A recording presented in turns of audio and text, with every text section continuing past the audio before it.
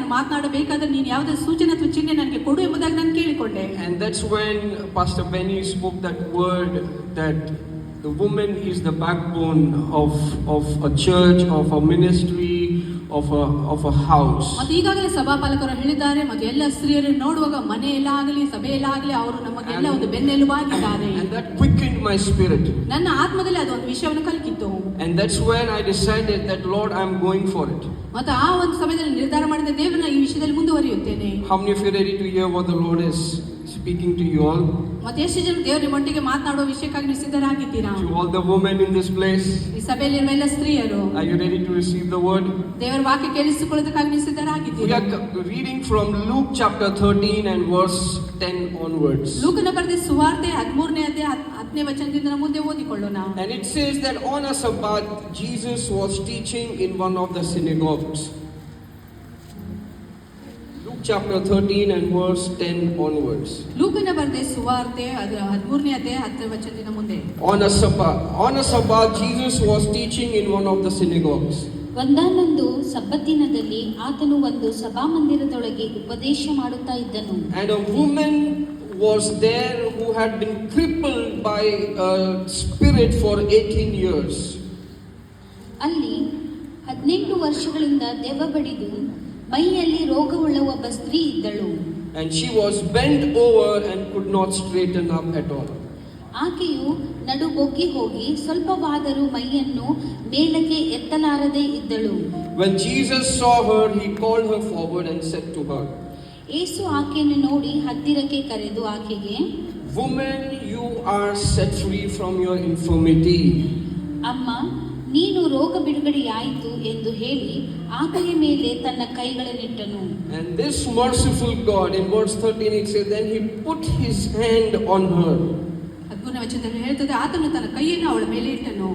And she immediately straightened up and started praising God. ಕೂಡಲೇ ಆಕೆ ನೆಟ್ಟಗಾದಳು ಮತ್ತು ದೇವರನ್ನು ಕೊಂಡಾಡಿದಳು. People of God, this word is for you. ದೇವ ಜನರೇ, ಈ ವಾಕ್ಯ ನಿಮಗಾಗಿದೆ. I'm going to stay in this word for some time, but then I will move to what God is also speaking for the entire church. ಸ್ವಲ್ಪ ಸಮಯದವರೆಗೆ ವಾಕ್ಯವನ್ನು ನೋಡಿಕೊಂಡು ಅನಂತರ ದೇವರ ಸಭೆಯಲ್ಲಿರುವ ಸ್ತ್ರೀಗಾಗಿ ಏನು ಮಾತನಾಡ್ತಾ ಇದ್ದಾನೆ ಅದನ್ನು ನಾನು ಹೇಳ್ತೇನೆ. It says a woman was crippled. ಸ್ತ್ರೀಯಳು ಅಲ್ಲಿ ನೋಡುವಾಗ ಅವಳು ಕುಂಟಳಾಗಿ ದೆವ್ವ ಪೀಡಿತಳಾಗಿದ್ದಳು. For 18 years of her life. ಅವಳ ಜೀವಿತದ 18 ವರ್ಷಗಳಿಂದ. That means for 18 years she saw what the enemy was wanting to see her. 18 ವರ್ಷಗಳಿಂದ ವೈರಿ ತನ್ನ ಜೀವಿತದಲ್ಲಿ ಏನು ಮಾಡ್ಲಿಕ್ಕೆ ಬಯಸ್ತಾನೆ ಅದನ್ನೆಲ್ಲವನ್ನೂ ಅವಳು ನೋಡ್ತಾ ಇದ್ದಳು. Because she was bent over. ಅವಳು ಸಂಪೂರ್ಣ ಬಾಗಿದ್ದ ಕಾರಣ. That means her back was bent. ಅದರ ಅರ್ಥದಿಂದ ಅವಳ ಬೆನ್ನು ಸಂಪೂರ್ಣ ಬಾಗಿತ್ತು. And Pastor Benny said that woman is the backbone. ಮತ್ತು ಸಭಾಪಾಲಕರು ಈಗಾಗಲೇ ಹೇಳಿದ್ರೆ ಸ್ತ್ರೀಯರು ಒಂದು ಬೆನ್ನೆಲುಬಾಗಿದ್ದಾರೆ. And this woman is bent over. Her back is bent over. ಮತ್ತು ಈ ಸ್ತ್ರೀ ನೋಡುವಾಗ ಅವಳು ಸಂಪೂರ್ಣ ನಡುವುದು ಬೋಗಿ ಹೋಗಿತ್ತು. When a man is absent from a family, ಕುಟುಂಬದಿಂದ ಒಂದು ಪುರುಷನಲ್ಲಿ ಇಲ್ಲದೇ ಇರುವಾಗ there is chaos in the family. ಅಲ್ಲಿ ಒಂದು ನಾಶನ ಅಥವಾ ಕೇಡುಗಳು ಬರುತ್ತವೆ. But I believe when the woman of the house is bent over, ಮತ್ತು ಮನೆಯಲ್ಲಿರುವ ಸ್ತ್ರೀಯರಲ್ಲಿ ಸಂಪೂರ್ಣ ಬಾಗಿ ಹೋಗಿರುವಾಗ there you will be helpless. ನೀವು ಯಾವ ಸಹಾಯ ಇಲ್ಲದೆ ನೀವು ಇರುತ್ತೀರಾ. Because a woman by the word of God is called to be a helper to a man. ಮತ್ತು ದೇವರ ವಾಕ್ಯದಲ್ಲಿ ನೋಡುವಾಗ ಸ್ತ್ರೀಯರು ಒಂದು ಪುರುಷನಿಗೆ ಒಂದು ಸಹಭಾಗಿ ಅಥವಾ ಸಹಾಯಕಳಾಗಿದ್ದಾಳೆ. Not to help a man by cooking and by pressing her clothes only. ಬಟ್ಟೆಯನ್ನು ಇಸ್ತ್ರಿ ಮಾಡೋದಾಗ್ಲಿ ಅಡಿಗೆ ಮಾಡೋದು ಆ ವಿಷಯಕ್ಕಾಗಿ ಮಾತ್ರ ಸ್ತ್ರೀ ಅವರಿಗೆ ಸಹಾಯಕಳಾಗಿಲ್ಲ. But for me what God is speaking to me is that when God told a woman to be a helper means to help man to understand where he is in the Lord. Amen. ಮತ್ತು ನಾವು ನೋಡುವಾಗ ಒಂದು ಸಹಾಯಕಳೆಂಬುದಾಗಿ ನೋಡುವಾಗ ದೇವರ ನೊಟ್ಟಿಗೆ ಮಾತನಾಡ್ತಾ ಇದ್ದೇನೆ ಅಂದರೆ ಸ್ತ್ರೀ ಅವಳು ಬಂದು ಮುಂದಿನ ಒಂದು ಜೀವಿತದಲ್ಲಿ ಒಂದು ಭವಿಷ್ಯದಲ್ಲಿ ಆತ್ಮಿಕ ವಿಷಯದಲ್ಲಿ ಆತನಿಗೆ ಸಹಾಯ ಮಾಡುತ್ತಾಳೆ. Very carefully, even men in this place. ಮತ್ತು ಪುರುಷರ ಸ್ಥಳದಲ್ಲಿ ಇರುವಾಗ ನೀವು ಲಕ್ಷ್ಯವಿಟ್ಟು ಕೇಳಿಸಿಕೊಳ್ಳಿ. God has placed men in a position. ಮತ್ತು ದೇವರು ಪುರುಷನ ಒಂದು ಸ್ಥಾನಕ್ಕೆ ತಂದಿಟ್ಟಿದ್ದಾನೆ. That's the hierarchy of God. ಮತ್ತು ಅದು ದೇವರ ಹೈರಾರ್ಕಿ ಎಂಬುದಾಗಿ ಆಗಿದೆ. That's how he declares or he blesses the family or the church or ministry. ಅದೇ ರೀತಿಯಾಗಿ ಆತನ ಸೇವೆಯಲ್ಲಿ ಕುಟುಂಬದಲ್ಲಿ ಆತನ ಸಹಾಯವನ್ನು ಮಾಡುತ್ತಾನೆ. Because the Bible says the oil is anointed from the head and then forth. ಮತ್ತು ನಾವು ನೋಡುವಾಗ ಎಣ್ಣೆ ತಲೆಯಿಂದ ಅದು ಅಭಿಷೇಕಿಸಲ್ಪಟ್ಟು ಅದರ ನಂತರ ಮುಂದೆ ಕೆಳಗೆ ಸುರಿಯುತ್ತದೆ.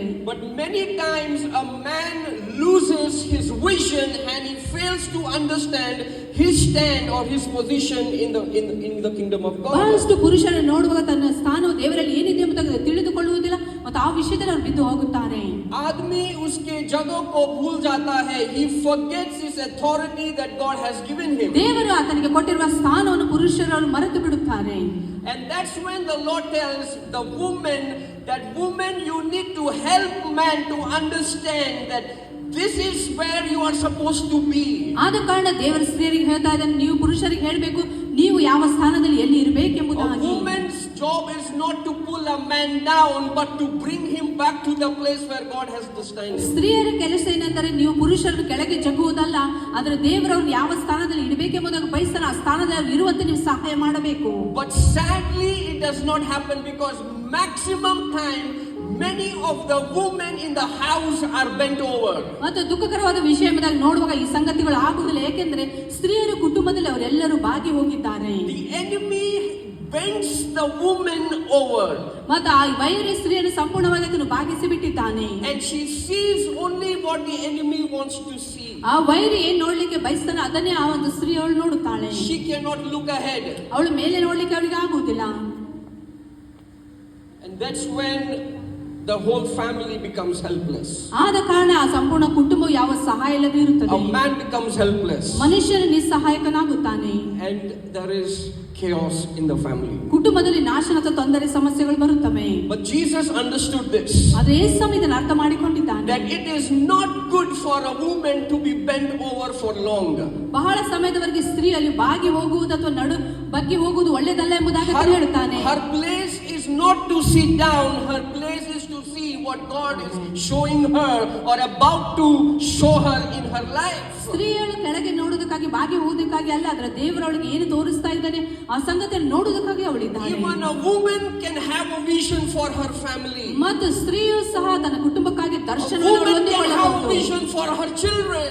ಸ್ತ್ರೀಯು ಸಹ ತನ್ನ ಒಂದು ಮಕ್ಕಳಿಗಾಗಿ ದರ್ಶನವನ್ನು ಕಾಣಬಹುದು. A vision for her own life. ತನ್ನ ಸ್ವಂತ ಜೀವಿತಕ್ಕಾಗಿ ದರ್ಶನಗಳನ್ನು ಕಂಡುಕೊಳ್ಳಬಹುದು. But how can she see when she is bent over? ಅವಳು ಸಂಪೂರ್ಣವಾಗಿ ಬಾಗಿ ಹೋಗಿರುವಾಗ ಹೇಗೆ ಅವಳು ಅದನ್ನು ನೋಡಬಹುದು? The Spirit of the Lord is telling to you for the woman in this church. ಈ ಸಭೆಯಲ್ಲಿರುವ ಸ್ತ್ರೀಯರಿಗೆ ದೇವರ ಆತ್ಮನು ಹೇಳ್ತಾ ಇದ್ದಾನೆ. Here it is said 18 years that she was bent over. ಇಲ್ಲಿ ನಾವು ನೋಡಿಕೊಳ್ಳುತ್ತೇವೆ 18 ವರ್ಷದಿಂದ ಅವಳು ಸಂಪೂರ್ಣ ಬಾಗಿ ಹೋಗಿದ್ದಾಳೆ. But many of you may be bent over and been seeing what the enemy is showing you for long than 18 years. ಬಹಳ ವರ್ಷಗಳಿಂದ ನೀವು ಬಾಗಿ ಹೋಗಿದ್ದೀರಾ ಮತ್ತು ಬಹಳ ವರ್ಷಗಳಿಂದ ವೈರಿ ನಿಮಗೆ ಏನನ್ನು ತೋರಿಸಾದ ನೋಡ್ತಾ ಇದ್ರೆ ಬಹುಶಃ 18 ವರ್ಷಗಳಾಗಿರಬಹುದು. But the Lord is saying that deliverance is coming in the house. ಆದ್ರೆ ಮನೆಗಳಲ್ಲಿ ಅಲ್ಲಿ ಬಿಡುಗಡೆ ಬರ್ತಾ ಇದೆ ಎಂಬುದಾಗಿ ದೇವರು ತಾನೇ ಹೇಳ್ತಾ ಇದ್ದಾನೆ. Because a woman is something that you don't know. ಸ್ತ್ರೀಯರು ಎಂಬುದಾಗಿ ನೋಡುವಾಗ ಅವರು ಏನೋ ಒಂದು ವಿಶೇಷವಾಗಿದೆ ಅದು ನಿಮಗೆ ಗೊತ್ತಿಲ್ಲ. A woman is powerful. ಸ್ತ್ರೀಯರು ಬಲಶಾಲಿಗಳಾಗಿದ್ದಾರೆ. A woman is very powerful. ಸ್ತ್ರೀಯರು ಅವರು ಬಹಳ A ಬಲಶಾಲಿಗಳಾಗಿದ್ದಾರೆ. woman is like an incubator. ಸ್ತ್ರೀಯರು ನೋಡುವಾಗ ಅವರು ಒಂದು ಪ್ರಗತಿ ಹೊಂದುವವರಾಗಿದ್ದಾರೆ. Incubator means that whatever you give into an incubator, it gives life to it. ಅದರ ಅರ್ಥ ಏನಂದ್ರೆ ನೀವು ಸ್ತ್ರೀಯರ ಕೈಯಲ್ಲಿ ಏನಾದ್ರು ಕೊಡುವುದಾದ್ರೆ ಅದು ಅದಕ್ಕೆ ಜೀವವನ್ನು ತರುವಂತೆ ಅವರು ಮಾಡುತ್ತಾರೆ. A woman is known to give life and to multiply. ಮತ್ತು ಸ್ತ್ರೀಯರು ಅದಕ್ಕೆ ಜೀವ ಕೊಟ್ಟು ಅದನ್ನು ದ್ವಿಗುಣ ಮಾಡುವವರಾಗಿದ್ದಾರೆ. You give woman a word, ಸ್ತ್ರೀಯರಿಗೆ ನೀವು ಒಂದು ವಾಕ್ಯ ಹೇಳುವಾಗ she'll give a big sentence to you. ಏನೋ ಪದ ಹೇಳುವಾಗ ಅದರ ದೊಡ್ಡ ಒಂದು ಅರ್ಥವನ್ನು ಅವರು ಹೇಳುತ್ತಾರೆ. You give a woman a sentence, ಏನೋ ಒಂದು ಸೆಂಟೆನ್ಸ್ ನೀವು ಅವ್ರಿಗೆ ಕೊಡುವಾಗ she will give you a paragraph. ಅದು ಸಂಪೂರ್ಣ ಪ್ಯಾರಾಗ್ರಾಫ್ ಅಥವಾ ಒಂದು ವಿವರವನ್ನು ಅವರು ಕೊಡುತ್ತಾರೆ. You give woman a paragraph, she will give you a book. ಒಂದು ಪ್ಯಾರಾಗ್ರಾಫ್ ಅಂದ್ರೆ ಒಂದು ಅಧ್ಯಾಯವನ್ನು ಕೊಡುವಾಗ ಸಂಪೂರ್ಣ ಪುಸ್ತಕ ಅವರು ನಿಮಗೆ ಕೊಡುತ್ತಾರೆ. When a husband gives the woman the seed, ಮತ್ತು ಗಂಡನ ಸ್ತ್ರೀಗೆ ಒಂದು ಬೀಜವನ್ನು ಕೊಡುವಾಗ she gives back baby. ಅವರು ಹಿಂತಿರುಗಿ ಮಗುವನ್ನಾಗಿ ಅವರು ಅದನ್ನು ಕೊಡುತ್ತಾರೆ. You give her groceries from the store. ಮತ್ತೆ ನೋಡುವ ಅಂಗಡಿಯಿಂದ ಎಲ್ಲ ಅಡಿಗೆ ಸಾಮಾನುಗಳು ನೀವು ಅವರಿಗೆ She will ಕೊಡುವಾಗ give you a good meal. ಒಳ್ಳೆ ಆಹಾರ ನಿಮಗೆ ಅವರು ಸಿದ್ಧ ಮಾಡುತ್ತಾರೆ. You give her frustration. ನೀವು ಅವರಿಗೆ ಒತ್ತಡದಲ್ಲಿ ಇಡುವಾಗ She will give you hell. ನಿಮಗೆ ನರಕವನ್ನು ಅವರು ತೋರಿಸುತ್ತಾರೆ. So woman is, do not give frustration to a woman. ಆದ ಕಾರಣ ಪುರುಷರು ನೀವು ಸ್ತ್ರೀಯರಿಗೆ ಯಾವ ಒಂದು ಒತ್ತಡದಲ್ಲಿ ಇಡಬೇಡಿರಿ. Do not frustrate her. ಅವ್ರಿಗೆ ತೊಂದರೆ ಪಡಿಸಬೇಡಿರಿ. You're understanding? Because her job is to multiply and give it back to you. ಯಾಕೆಂದ್ರೆ ಅವರ ಕೆಲಸ ದ್ವಿಗುಣ ಮಾಡಿ ಹಿಂತಿರುಗಿ ನಿಮಗೆ ಕೊಡುವುದಾಗಿದೆ. You give her one word, she will give you thousands of words. ಒಂದು ಪದ ನೀವು ಕೊಡುವುದಾದ ಸಾವಿರಾರು ಪದ ಅಥವಾ ಮಾತುಗಳು ನಿಮಗೆ ಅವರು ಹೇಳುತ್ತಾರೆ. Hello ladies, am I right? ಸ್ತ್ರೀಯರೇ, ನಾನು ಸರಿಯಾಗಿ ಹೇಳ್ತಾ ಇದ್ದೇನೋ? You give anything, she will give birth life to it. ಮತ್ತು ನೀವೇನು ಅವರಿಗೆ ಕೊಡುವುದಾದ್ರೆ ಹಿಂತಿರುಗಿ ಅದಕ್ಕೆ ಜೀವವಾಗಿ ಅದನ್ನು ಮಾರ್ಪಡಿಸುತ್ತಾರೆ. That's how God has designed woman. ಅದೇ ರೀತಿಯಾಗಿ ದೇವರು ಸ್ತ್ರೀಯನ್ನು ಒಂದು ಆಕಾರವಾಗಿ ಅದನ್ನು ರೂಪಿಸಿದ್ದಾನೆ. That's the anointing upon her life. ಅದೇ ಅವರ ಜೀವಿತದ ಮೇಲೆ ಇರುವ ಅಭಿಷೇಕದಾಗಿದೆ. And I sense that many of you are going to birth life in this church. ಮತ್ತು ನಾನು ನಂಬುತ್ತೇನೆ ಬಹಳಷ್ಟು ಜನರು ನೀವು ಸಭೆಯಲ್ಲಿ ಒಂದು ಜನ್ಮವನ್ನು You ಕೊಡುವವರಾಗಿದ್ದೀರಾ. are going to birth life to many visions that your husband is carrying. ಮತ್ತು ನಿಮ್ಮ ಗಂಡನು ಹೊಂದಿಕೊಂಡಿರುವ ಆ ಒಂದು ದರ್ಶನಕ್ಕೆ ನೀವು ಜೀವವನ್ನು ಕೊಡುತ್ತೀರಾ, ಅದಕ್ಕೆ ಜನ್ಮವನ್ನು ನೀವು That you ಕೊಡುವವರಾಗಿದ್ದೀರಾ. would birth life to your own self. ನಿಮ್ಮ ಸ್ವಂತಕ್ಕೆ ನೀವು ಒಂದು ಜೀವವನ್ನು ನೀವು ಕೊಟ್ಟುಕೊಳ್ಳುವವರಾಗಿದ್ದೀರಾ. That it cannot happen that you give one woman something and she will never give you back the same way. She will multiply, she will produce something and she will give back to you. ಎಂದಿಗೂ ಈ ರೀತಿಯಾಗಿ ಆಗಲಿ, ನೀವು ಏನೋ ಒಂದು ವಿಷಯವನ್ನು ಸ್ತ್ರೀಯರ ಕೈಯಲ್ಲಿ ಕೊಟ್ಟಾಗ ಅದು ಹಿಂತಿರುಗಿ ಹಾಗೆ ಬರುವುದಿಲ್ಲ, ಅದನ್ನು ಹೆಚ್ಚಿಸಿ ದ್ವಿಗುಣ ಮಾಡಿ ಅದನ್ನು ಹಿಂತಿರುಗಿ ಕೊಡುವವಳಾಗಿದ್ದಾಳೆ. Men, do you agree with me or no? ಪುರುಷರು ನನ್ನೊಟ್ಟಿಗೆ ಒಪ್ಪಿಕೊಳ್ಳುತ್ತೀರೋ ಇಲ್ಲೋ? अरे बाप रे, हाथ ही ऊपर नहीं आ रहा आप लोगों का. Men, do you agree with what I am saying? ಪುರುಷರು ನಾನು ಹೇಳುವ ವಿಷಯದಲ್ಲಿ ನೀವು ಒಪ್ಪಿಕೊಳ್ಳುತ್ತೀರೋ? Yes. Hallelujah. Hallelujah. So I believe that your ability and the anointing is special. ನಿಮ್ಮ ಒಂದು ಸಾಮರ್ಥ್ಯವು, ನಿಮ್ಮ ಅಭಿಷೇಕವು ಬಹಳ ವಿಶೇಷವಾಗಿದೆ.